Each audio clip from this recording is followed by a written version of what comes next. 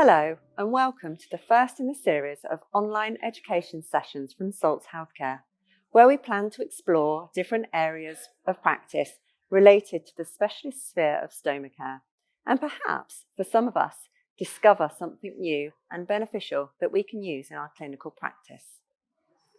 The first session explores a very topical and challenging phenomena of the Covid-19 pandemic. Since Covid-19 emerged in the UK earlier this year, nurses have found themselves working in unfamiliar situations, concerns about personal protective equipment, risks to themselves, their families and patients, as well as much higher death rate than normal, all of which contribute to the pressures that nurses are working under. We will start by hearing feedback from some nurses from across the globe about their thoughts and feelings working as a healthcare professional in the midst of the pandemic.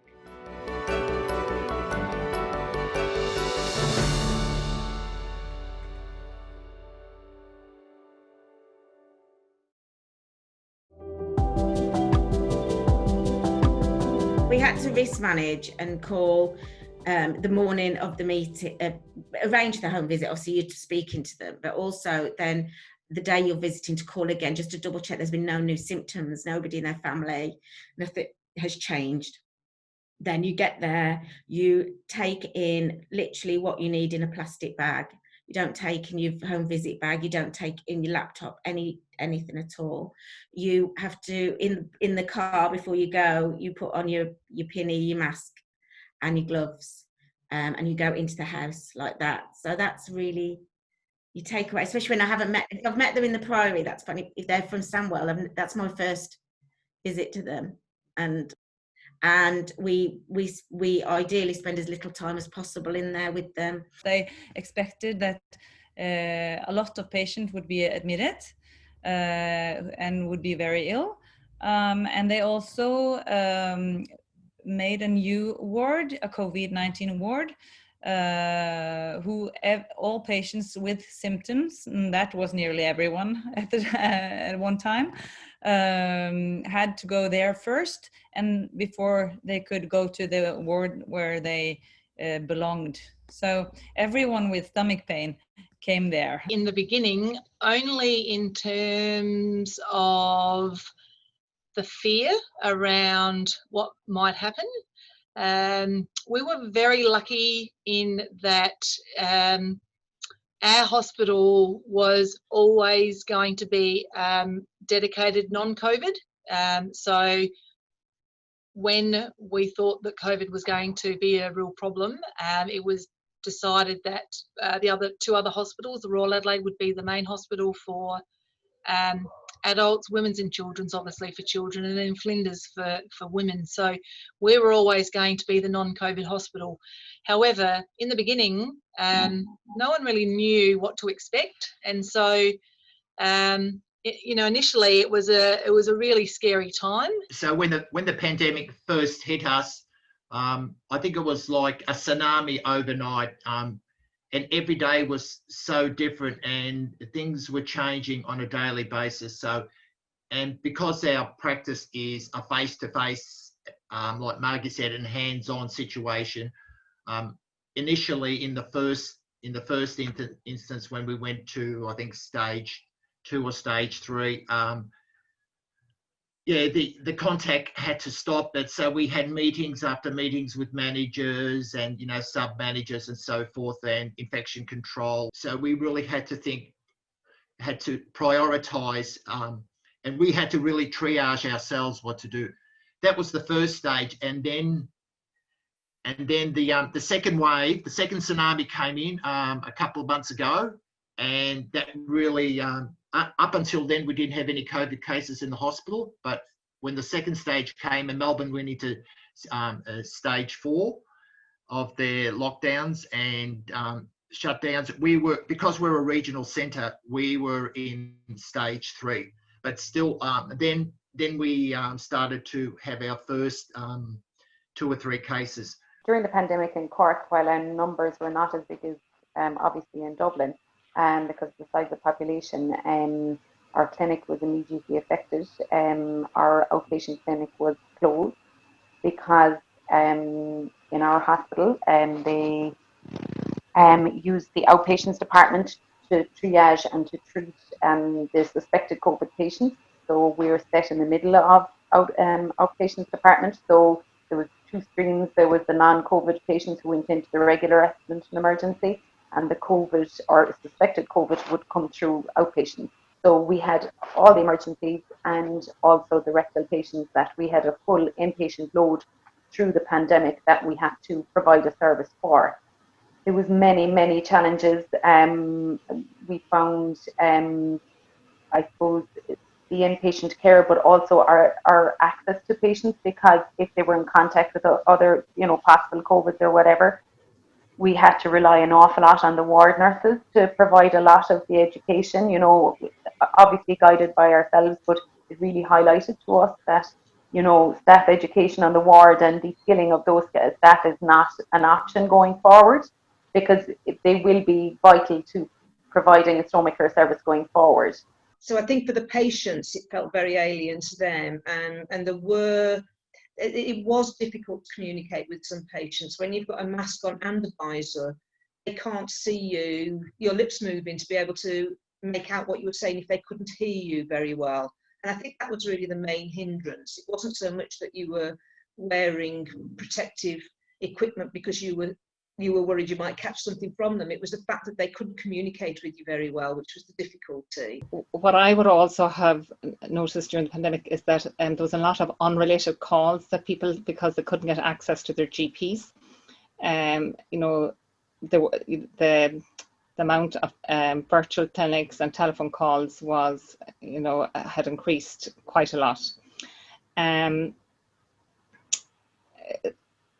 suppose ongoing as which has been highlighted by my colleagues there, is that linking with the families, because families weren't able to come in or have education sessions. That was very challenging for people, and we did try and accommodate people prior to discharge, maybe with one teaching session and within the hospital, and I would have gone out and done a community visit on them post-discharge. With all patients, I treated them as if they were COVID positive, and I did a risk assessment and wore my full PPE, and that was time consuming as well, actually. The hospital did put on how should I say it, a small amount of help for us, but that was only a COVID-19 phone number that we could call if we had some questions on how to both handle the patients or some questions about our own health and how, if we could come to work or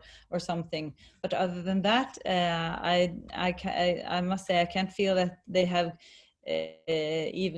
not given us any additional support or advice or consultation, those sort of things. We have had to be prepared the entire time just in case, because with what's gone on in other states within Australia, and Stefan, you'll be able to expand more, we're living in Victoria, I'm sure, and in other countries, we could never really, and we have had a couple of cases sort of here and there within our state, but they've been very, very organised around managing it. But we have had to be sort of prepared for whatever might come. So I guess it's that anxiety around, and yes, as you say, not knowing what could happen. In a pandemic like this, people have to realise that we all have to reach out to other people, and I would even have said, I was kind of very aware of, because I would go to the different wards, I was very aware of staff on other wards that, there were some of them very vulnerable and did need support, So I was trying to do what I could to help others as well. I was worried that if I caught it, what if I infected someone else that couldn't handle it as well, before I knew I had it. So that's and that is still my worry. I think it's been really hard, but for me, because mine were post-op, I didn't have that time to stop and be at home too much. I have worked all the way through it, so I think it's probably been hard on the nurses that haven't been out, because the fear builds. But it was hard because you have got your family, and to begin with, in March, April time, it was a very scary time? I think from my own experience, I've definitely, as Mary said, when initially coming in with the pandemic, I was frightened at night, and with the night before you come in, and you were just thinking, God, if I bring this home, I was more terrified of bringing this to somebody than actually getting it myself. And I suppose like that, I have children, and I used to come in the door and I'd be like, no, nobody can touch me. And you'd be, and they used to say to me for ages, like, can I hug you? Can I hug you? And you were like, God, I don't know, because I was in isolation for so many times. It was so difficult. But we've had no volunteers. We've limited visitors to, one person per day. Some areas like women's health had no visitors. So different parts of the hospital had different rules around visiting. But no, people could still come into the hospital. But even now, you have to sign in. We haven't had a case for months, and yet there's still limits around how many visitors are allowed to come into the hospital. And yes, we were able to still run our clinics, but initially we really just saw those that were very urgent, and just try to postpone the rest of them.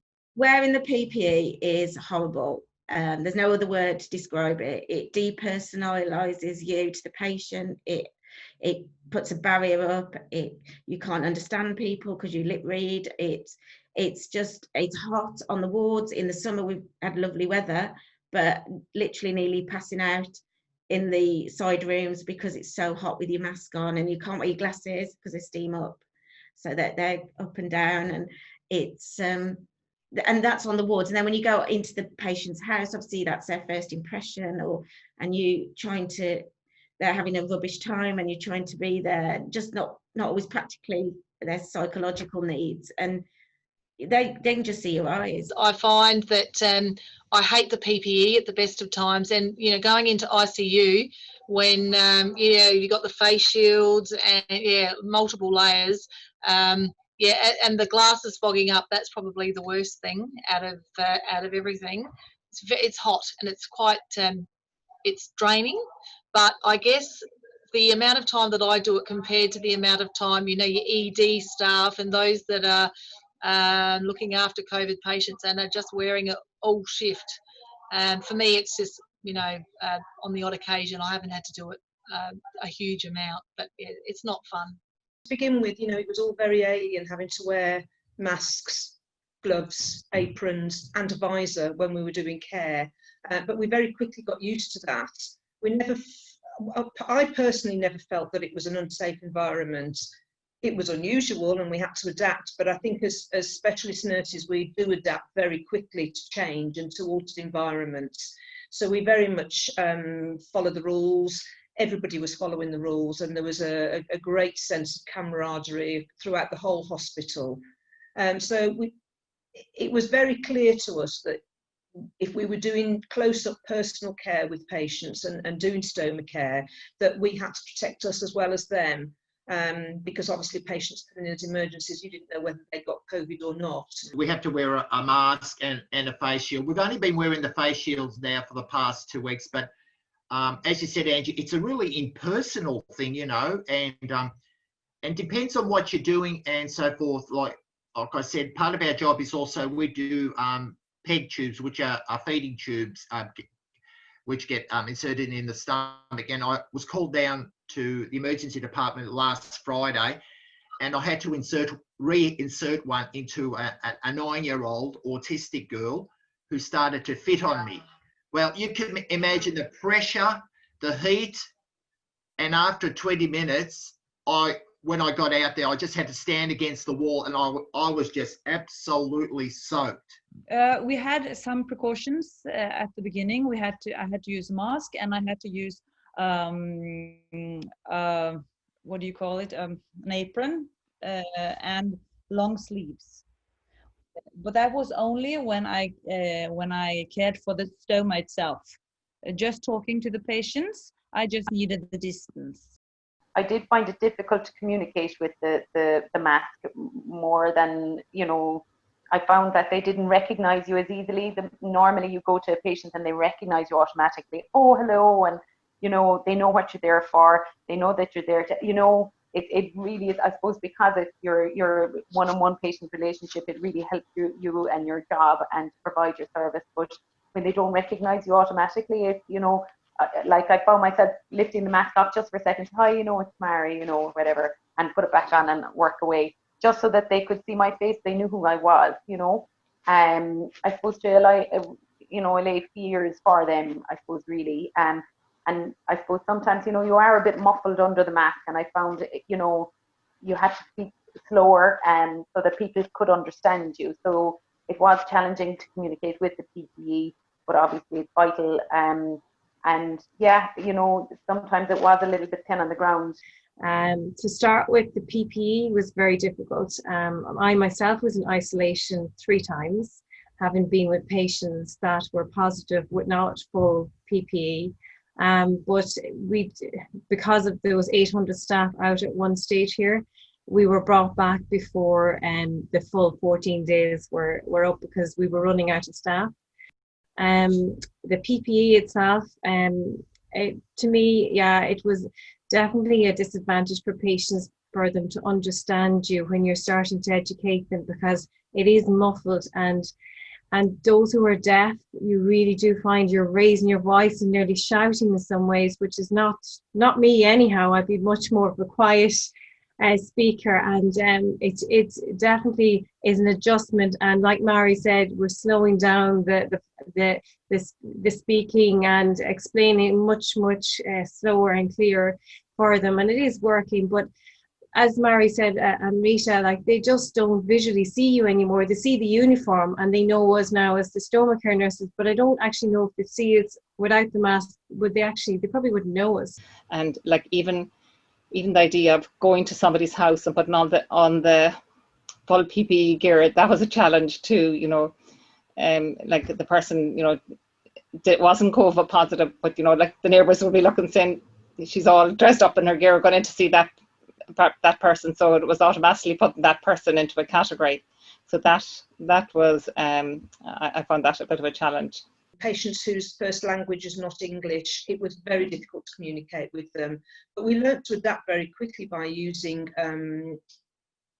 mobile phones, using tablets, and actually communicating with them, with their family, so that they could translate for us. And so that was a whole new learning curve for us, because me with 30 years experience of stoma care nursing, but I'm not tech savvy, and it took the junior members to actually get that on board, to actually enable us to be able to communicate with some of our patients.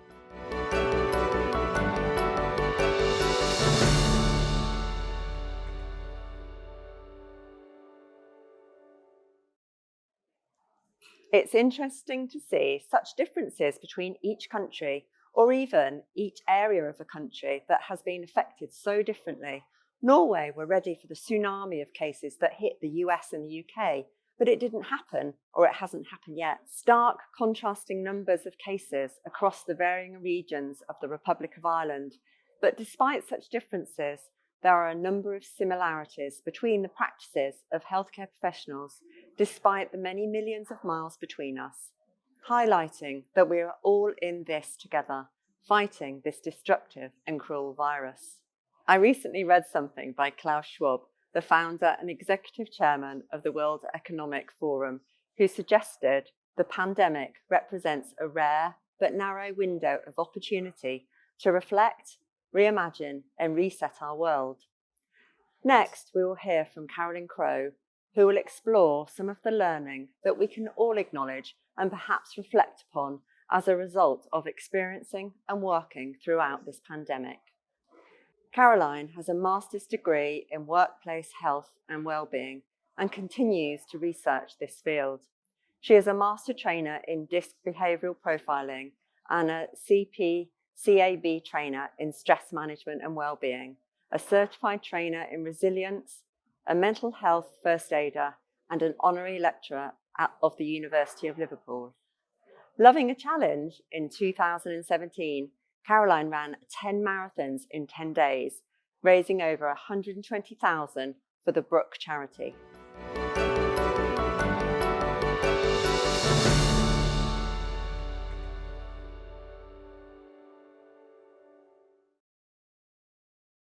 Welcome to this session on learning cycles. I'm Carolyne Crowe, a high performance coach. And what we're going to be looking at in this next half an hour is an ability for you to press pause and reflect on what you have learnt, how you have been learning through this time and through this period, what's been working well and what tweaks do you need to make and also have you made along this period of time where, to be honest with you, lots of things have changed, lots of challenges have arisen, and how have we learnt through this period? So during these recent times, I've been talking to many people and working with many individuals and teams across many professions regarding how we can learn from what has happened. So when we create our new normal, we can think about, is it better than how we used to work? What have we learnt from this time so that we can also make sure our new normal is better, is what we want, is what we need, and is what we need and what we can achieve too. So in this session, we're going to be showing you some tools, some practical things to work through for yourself and also for your teams and organisations that you work in, regardless of where you, like the department that you work in or the country you work in, because these are going to be tools that you can widely use. They're thinking strategies and tools to help you just process some of the experiences and the learnings that you have got along the way. What I'm going to also encourage you to do is to use this as a safe time and space to press pause, to just stop, which many of you might not have been able to have done over the last period of time. And so grab yourself a pen and also a piece of paper. And remember, just press pause on the webinar, stop, and then you can just restart it after each exercise and each tool that we work through. So if we think about it, wow, how much change we've had. And there's going to be like an old way of working and a new way of working. I really like this quote by Charles Darwin. It's not the strongest of the species that survives, nor the most intelligent. It's the one most responsive to change. And as I said, wow, there has been so much change since the beginning of 2020. Can you even remember what it was like at that time when we started and entered this year? Maybe now, straight away, take a moment, press pause, and just jot down the changes that just come to mind around how you work, where you work, who you work with, when you work, and also the intricacies of how you work. Have a look at the list and just start to absorb how many changes have happened. Normally, when we face changes in our personal and also our professional lives, normally these changes happen in just one or two elements. So maybe at work or at home or health or our finances. But what's happened in this pandemic, in this situation, is that so much has changed. There aren't many people or many parts of our lives that haven't been touched by the changes and the situations and the environments that have now been created. And also importantly, to recognize and get really comfortable with is that these changes are going to continue.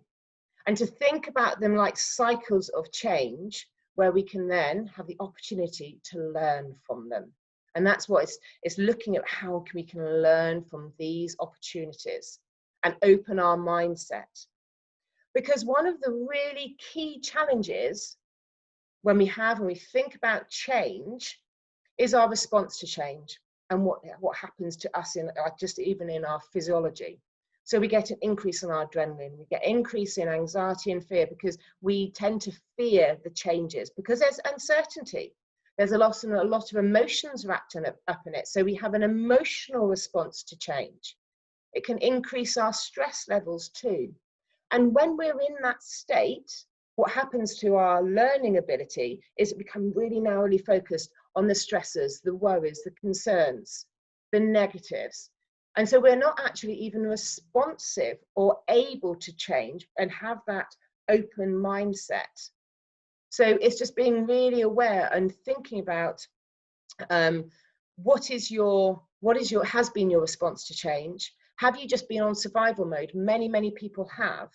And what needs to happen now to turn yourself in from that survival into thriving, and to, again, that reactive into proactive mindset, negative into positive attitude, to open up your brain and enable you to learn from what has happened. So again, that needs us time, and importantly that headspace to feel that we can press pause and to think about what next, what have we learned from it. And although that stress response to us change is reactive, enables us to adapt, enables us to sort of fix things in the immediacy of it, too much change and too much stress for too long causes us to feel exhausted, causes us to feel fatigued. We get what we call change fatigue. We start to miss opportunities. We start to make mistakes in what and how we're doing what we're doing. And we're unable to gain clarity on where we're going to as well. So again, these all have a big impact on our ability to learn from what we're doing and how we're doing it. So maybe think about, just again, press pause and just to reflect on a piece of paper. Where are you at the moment? Are you still in that reactive mindset, in that survival mode? And if you are, that's fine. It's just acknowledging where you are. Or have you started to move out of it? Or are you going in a cycle? So you were reactive, then you sort of gotten used to the new normal, and then it's changed again, and then you've gone reactive again. And think about, what is your best learning environment? Where do you feel, what's happening when you feel open, receptive, relaxed, positive mindset, curious, open to opportunity, having that, again, that feeling of the time and the space to breathe, to think. And think about what works for you, because we're all different. What have you previously done to enable you to help yourself get yourself into that state, into that mindset, into that headspace? And just ask yourself, are you doing that at the moment? So I know for me, what works is going for a run. That works for me. I'm able to move myself pretty quickly from that reactive, like panic and uncertain mindset, go for a run, and I feel much calmer and able to do it. But, you know, when you're in that state and in that survival mode where there's so much to do and so little time, it's really easy to drop the things that really work for you. So if we're going to thinking about learning, what is your best learning environment? What gets you into that right headspace that you can control, that you can do? And just ask yourself, are you doing it? And if not, what do you need to start doing or to reintroduce to help yourself to achieve that and get into that best space? Because once we're in that space, we can start to use some effective learning tools. And we can start to be thinking about, actually, well, what are we doing and how are we doing what we're doing? You'll be working in an environment where there's lots of protocols, lots of ways of working.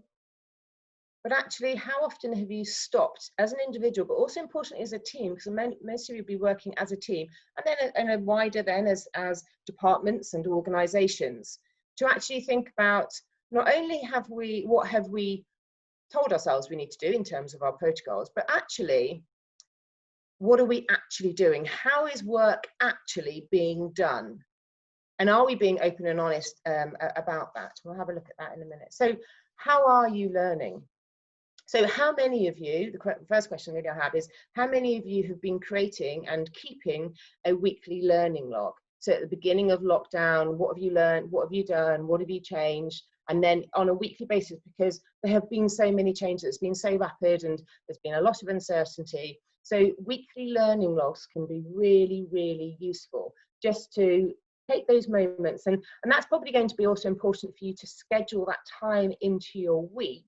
And you might be thinking, I haven't got any time to do this, and that's fine, but it's just think about, well, when could you do it? When is the best time for you?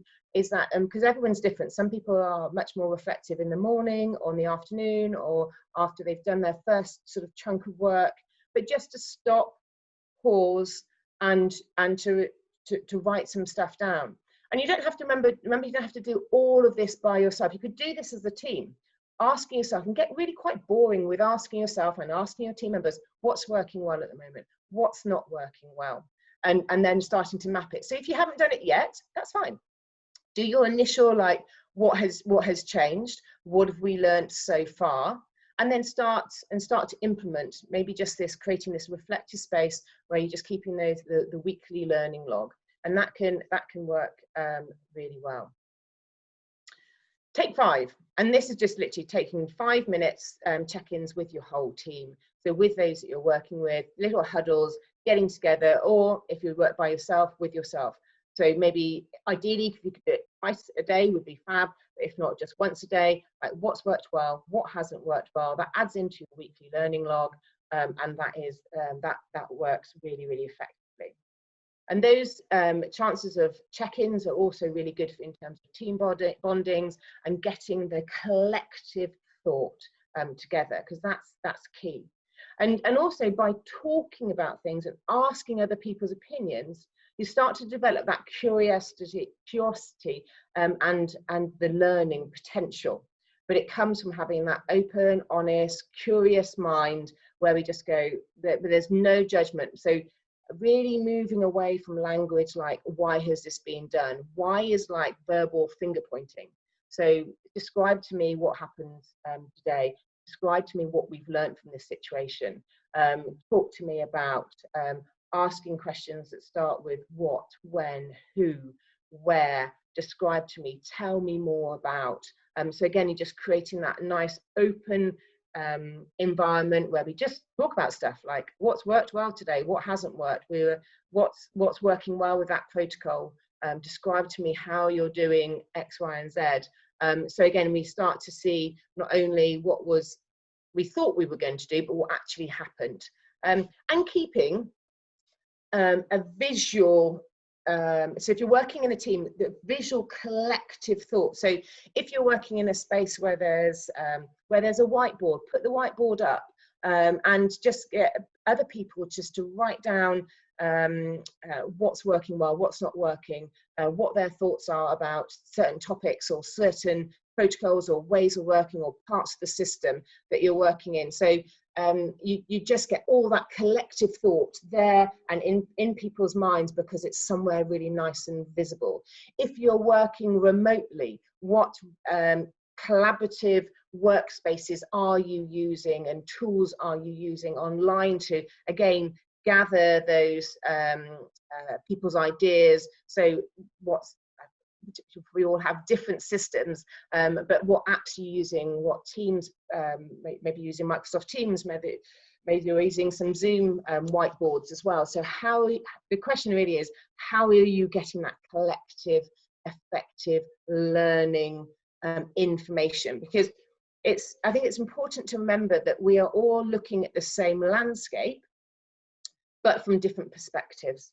And therefore, we're all going to see something different. And what you're wanting to do is to gather all the different opinions and thoughts and perspectives, because from those and the collection of those, you'll be able to learn from what's working well, what's not working so well, what has changed, what needs to be changed, what are we going to continue to do, what are we going to stop doing.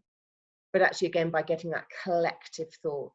So you can do this totally as an individual, having your weekly working logs, you could set a reminder on your phone just that buzzes at you, that makes you just sort of think, oh, I need to stop now, right?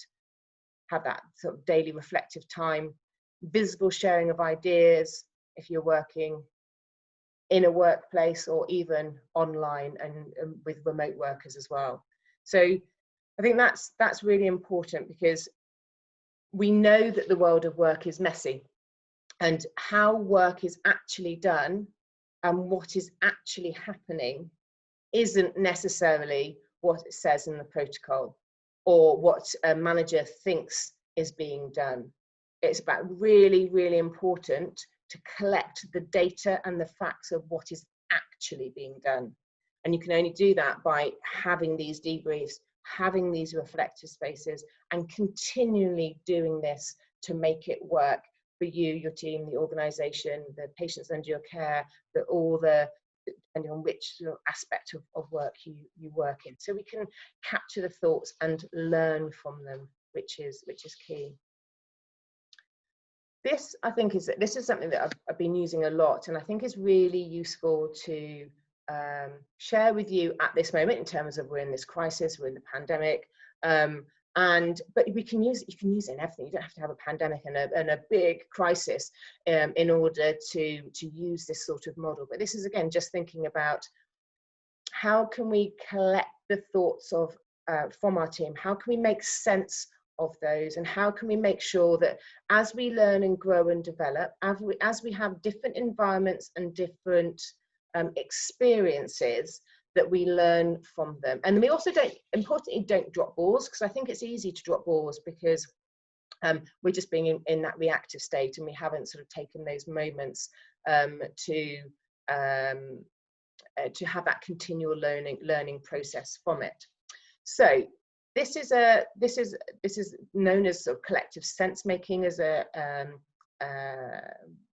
tool, and we can think about what happens in the immediacy. So when a crisis has started, so say back in March, which would be for the UK, but everyone locked down at different times. But what did you start doing? So in the box, you can have a literally grid, and you can put this on a big whiteboard as well in a team environment, and just think, when we went into lockdown, or when this situation happened, how did we react? What did we start doing? Okay, and we can put everything in this top box. So this top row. What did we start doing? And then in the bottom row, we say, what did we stop doing? Okay, because we would have started things and we would have stopped things. We would have started things because we needed to react to the situation, and we would have stopped things because we might need to press pause on something because it's just not needed at this moment. It's not a priority. So all the projects that you had on hold, they were stopped because they aren't critical, but we needed to start doing some crisis management. So we started doing those things. And then it's thinking, okay, well, post-crisis, what do I need to stop doing? Because actually that served a really good purpose, March and April.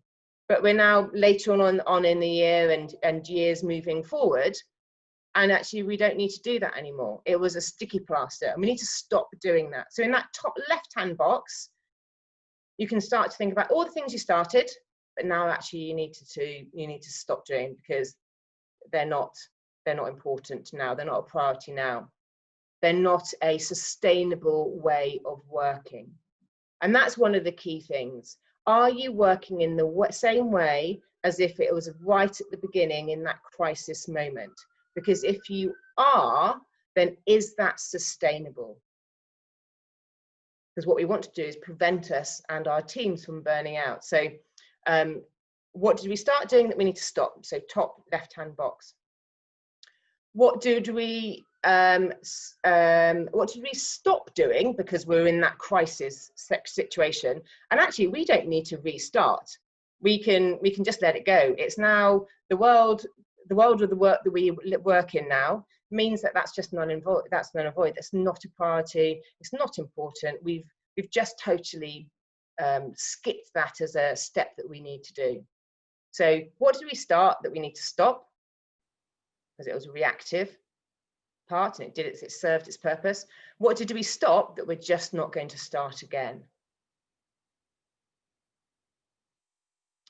And then we can think about what are the things that we started to react in the crisis that actually that's working really well. Don't know why we didn't do that in the first place. And actually we're now going to do more of it. So we want to amplify that.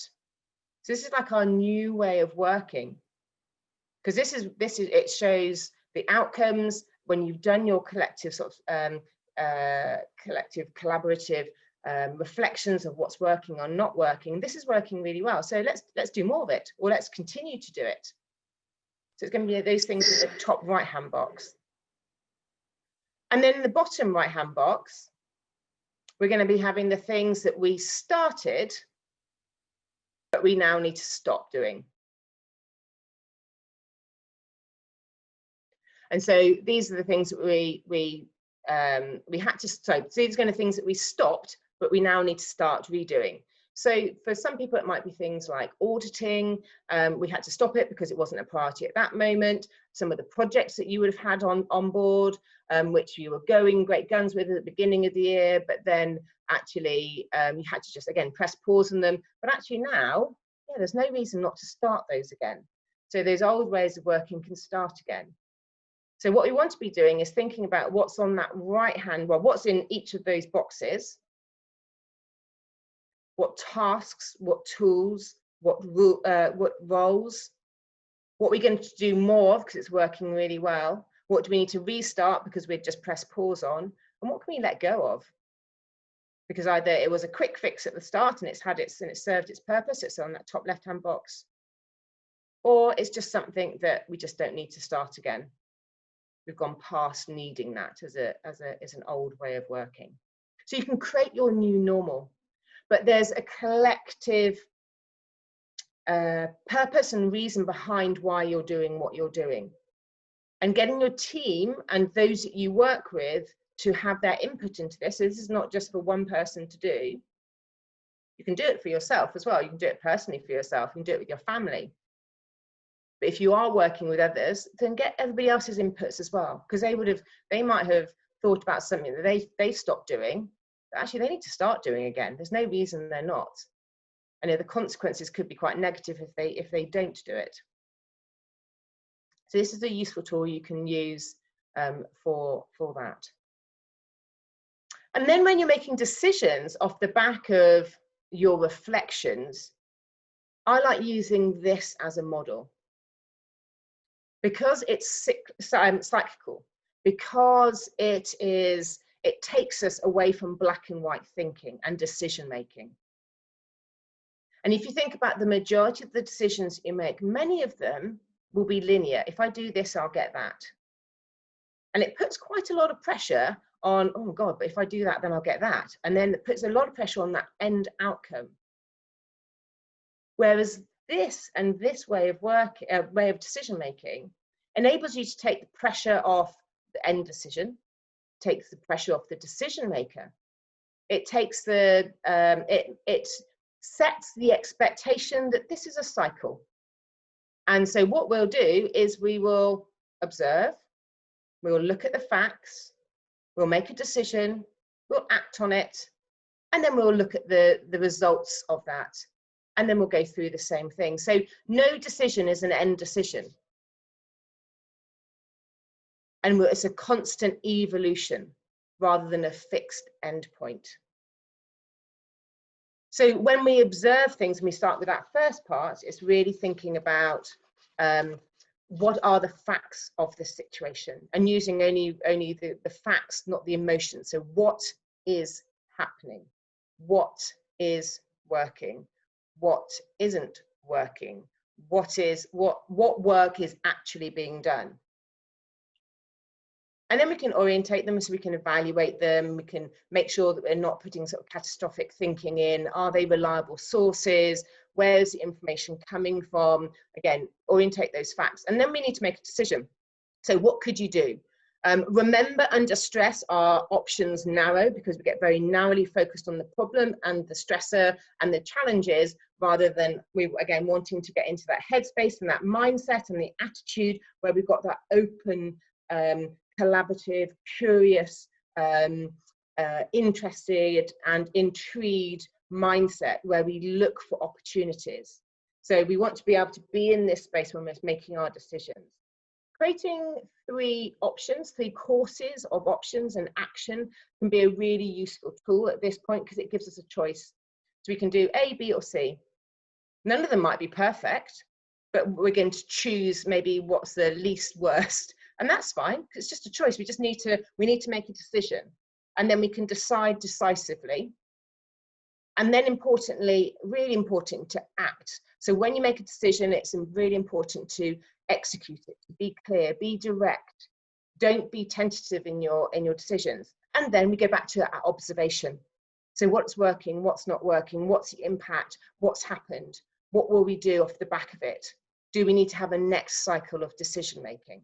So if we think about it, and we put it all together, it's thinking about What mindset, so if you're wanting to learn and grow and develop from the situations that we're in, what mindset are you in? What impact have all the changes had on you so far? What is under your control to help you get more into that open, collaborative, curious headspace, so that you can start to learn from, you can start to look, reflect, and then learn from what is happening. So we can start to enter that cycle where we gather the information, where we start to think about what have we started to do that we need to stop doing? What have we started to do that we need to do more? What have we stopped doing that we're not going to start again? And what have we stopped doing that we need to start again? And then we can decide what we're going to do. But remembering it's a constant evolution. Remembering that this is just like the next chapter, the next way, the next week. Because for a significant period of time, we aren't going to have fixed ways of working and fixed outcomes, because we don't know what's coming next.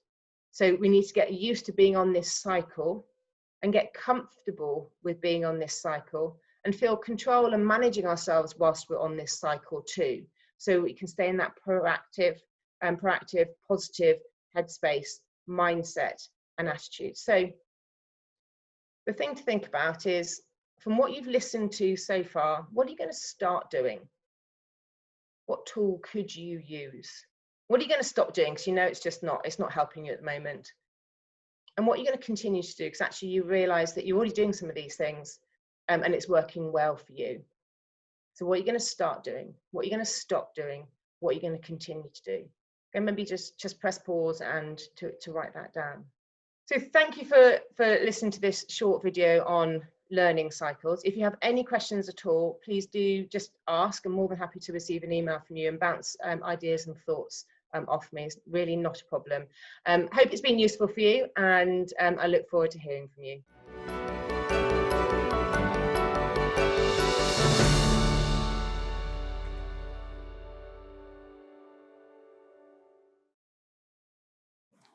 I certainly think that there are many learning opportunities that we can gain from recent situations. I have created my own collective sense making tool reflecting on practices pre and post pandemic, as Caroline discussed. I think this is so relevant in healthcare. Some practices have needed to change, and even though circumstances forcing the change were perhaps not ideal, the resulting change can be seen as a positive step forward, a valuable learning opportunity, and the patient care can also be enhanced by such changes.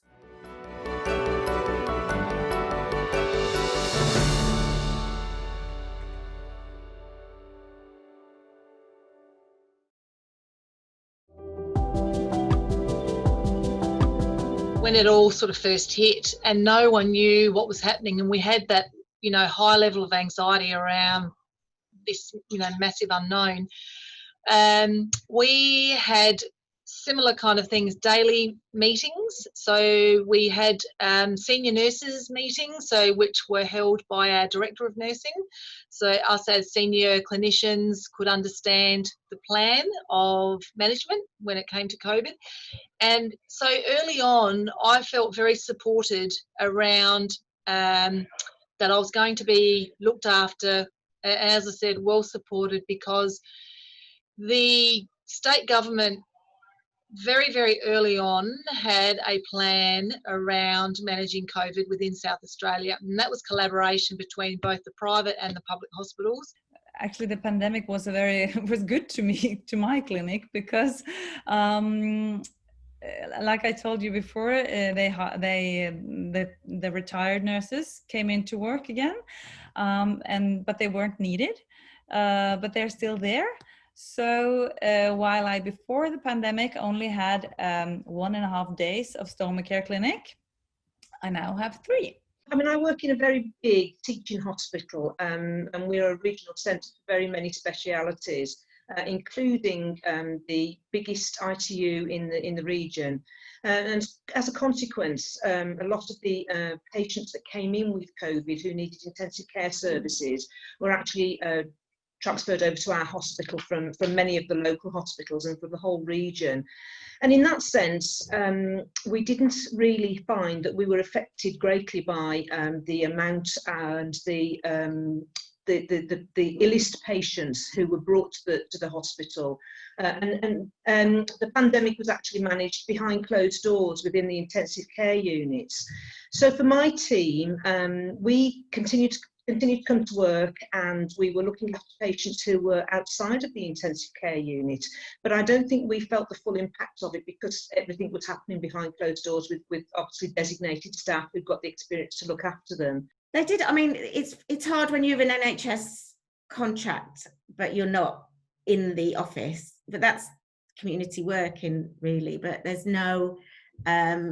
They obviously you could be included. You see all the newsletters come through online and stuff, and they offered psychological support to staff, so you could, because you're part of that, go in and have that. But no, I found we had a lot of Zoom meetings within the team, and that helps. Just chatting about it, and everyone was really supportive at Salts, which helped, and we were encouraged to, minimise our contacts and take time and stuff. So I think it was managed as best as it could be. Key priority was to get that facility up and running because they were expecting that the numbers would be such that they would need to use it, and we didn't.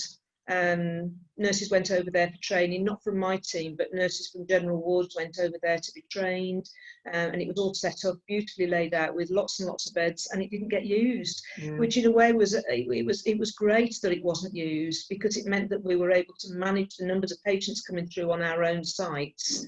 And bear in mind, my trust is 4 hospital sites. So we'd already got great capacity to manage them without having to resort to the Nightingale. I really did feel well supported right from the word go.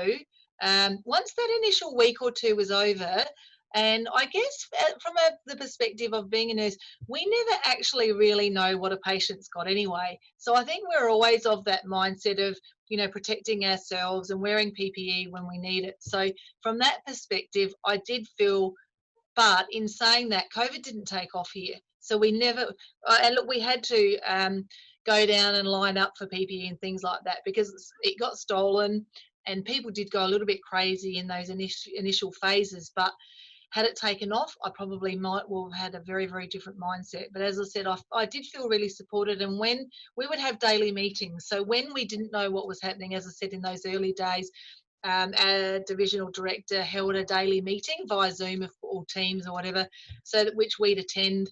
And again, I felt, and that would come from government level down to us. So I did feel pretty supported around having an understanding about what was happening and the plan if things did escalate. I mean, there were lots of offers of help from the chaplaincy department. There were areas set up as wobble rooms, so that if people were finding it really difficult and struggling, that they could go and offload.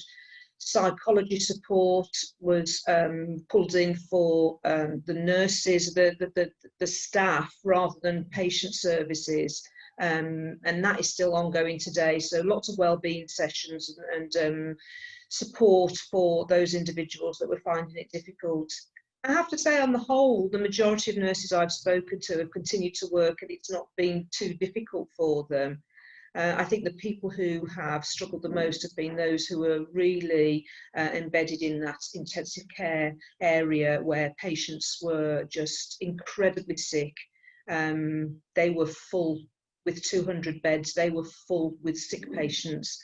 So I think for them it's been very different, but for us as specialist nurses, I think we've been incredibly lucky to have been able to support ourselves and manage and adapted to the services as they have changed. Talking to staff members alleviated a lot of anxiety for me anyhow, just having, a little banter in the mornings at a social distancing with their masks and all on. But, it did, that sort of, it worked for different people in different ways, how they alleviate their anxiety and that, so. I agree. It was mainly colleagues that the support you got was from colleagues rather than. There was the website or the HSE land, there was the health and wellbeing unit that were sending out newsletters and links every week, but never utilised them. But it was the support from the colleagues, I suppose, that, you know, having a chat every day. But my coping mechanism in all life things are running, so I still do that.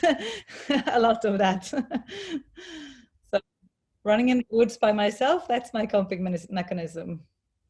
Well, they were supportive to a certain degree, but as highlighted earlier on, the main support was from the colleagues, and there was a bit of confusion in relation to different instructions. The goalposts were changing, and that was, I thought, was a bit confusing at times as well. So I would say really the main support was from the colleagues, but as mentioned earlier, like management, you know, there was a lot of pressure on them as well. And I suppose in a pandemic like this, people have to realize that we all have to reach out to other people. And I would even have said, I was kind of very aware of, because I would go to the different wards, I was very aware of staff on other wards that, you know, there were some of them very vulnerable and did need support, you know. So I was trying to do what I could to help others as well. We telephone manage most patients, the stage 3, the established patients. We have used WhatsApp, video calling, going through, I've done like on my dining room table, I've laid out stomas, pretend stomas, showed how to apply different things and done a video care plan. We've had to just work in a completely different way and minimise our face-to-face contact as much as possible. The patients that we were looking after were the patients who'd been admitted as emergencies, and speaking to other nurses in the region as well, emergency work did go up as a result of the pandemic, and I guess that's a knock-on effect of patients not being able to access other services such as their GP. So although there was an initial drop in our workload, it very quickly picked up, and there was a transference of patients having elective surgery to having emergency surgery, and I think that made a huge difference to us because we had to think on our feet. We had to be very responsive very quickly. We review patients on an 18-month to a 2-yearly basis, just as a routine check. And so those patients, we would do a phone consultation with them. And most of them were fairly good and fairly understanding. Not many presented with problems. So we were able to stop them from coming in. It's, however, our patients that had leaks or had eroded skin or had problems that they couldn't solve, those are the patients that we would bring in. Of course, we would go through a gamut of questions about their health and so forth.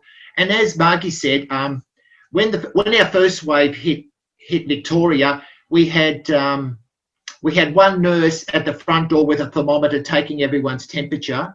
When the second wave hit, we have 3 attendees now at our front door. We have 2 lines, one for visiting and the other one for appointments. And now we also have a security guard, because we've had a few incidents where people came in and the old, I don't want to wear a mask brigade type of thing, which had to be turned around. We've had a few of those, and they've turned into code greys and so forth.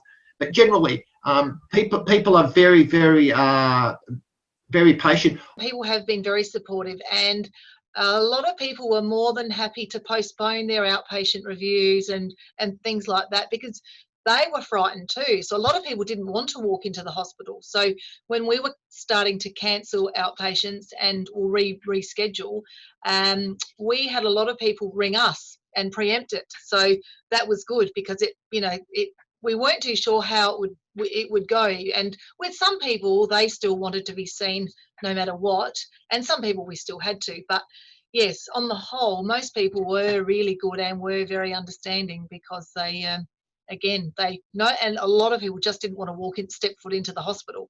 And just before you would have said, okay, we'll book an appointment, you come into our outpatients and we look at it and we'll have a review. Now we're reviewing it over the email, and then we might give them a phone call or we'll email them back.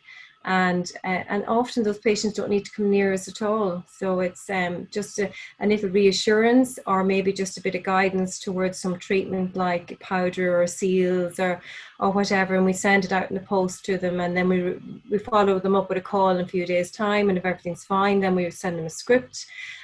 So it is definitely a lot more phone calls and technology. Like Siobhan, we had to utilise alternative resources, including phone, WhatsApp. We kind of had, because patient relatives weren't allowed in, we had WhatsApp. So I was holding the WhatsApp while I was doing the education with the patient, so that the patient's family member could see what we were doing and that they could ask questions as well, to even help them over the phone. They're delighted. They say, oh yes, more willing to try things from themselves. Normally they'd want to come in and see you, or for you to guide them with the practical, using the powder, the seals and all the rest of it, where they're actually now engaging and saying, okay, I'll try that, I'll see how it gets on, and I'll ring you with the progress report, and then we'll decide whether I'll give you a prescription or not. So they're taking it on themselves as well, which is a good thing, really. Yeah. And the only thing I would say about the technology, pictures sometimes can't, the picture quality sometimes isn't great, and seeing a stoma in real lifetime is very different to what it is on the picture that they've sent in. Sometimes it can be redder than what it actually is in real life, So I do think our technology would have to improve, or maybe even see a video, maybe take a video rather than a picture, so that you can see a better quality. So we do have to work on that, but it's definitely the way forward, and I think patients are more willing to engage with that now. The only problem is we still have a cohort that are much older, and not all do have the technology to do it, and that's where the difficulty lies. I would say the technology and phoning patients, they feel supported. And you're making more phone calls, and like what was said earlier on, there's ownership given for them to take control and contact you if they need it. But one of the things I observed was quite a few patients were phoning me to see was I okay. The people I hadn't heard for a while, there was messages on the phone just checking in with you, and I thought, oh, that's very kind of them.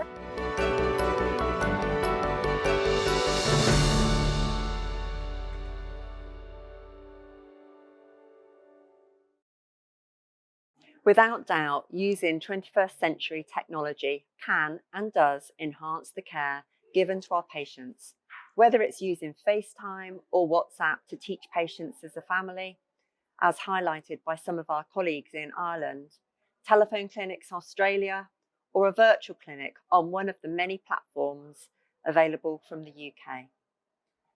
During today's session, we have heard from colleagues from across the globe who have reflected and confirmed that there have been very similar challenges that we have all faced. According to the Nursing and Midwifery Council, reflection is how healthcare professionals can assess professional experiences, both positive and when improvements may be needed, and find insight to aid their learning and identify opportunities to improve. Thank you for watching this session. I do hope you have enjoyed it, and it has offered some further insight and facilitated some learning opportunities. This episode is able to be viewed on demand at the Salts Healthcare website, so it can be stopped and replayed at your convenience, giving you the time to write notes or reflect on certain aspects of the session if required. If anyone has any follow-up questions, then please do email us at discover@salts.co.uk, and also use the same email address and complete the evaluation form to get a certificate of attendance. The next session in the Discover series is being launched on Thursday, October the 8th. This session explores the importance of skin health and the science behind it, as well as a practical look at managing those challenging fistulae.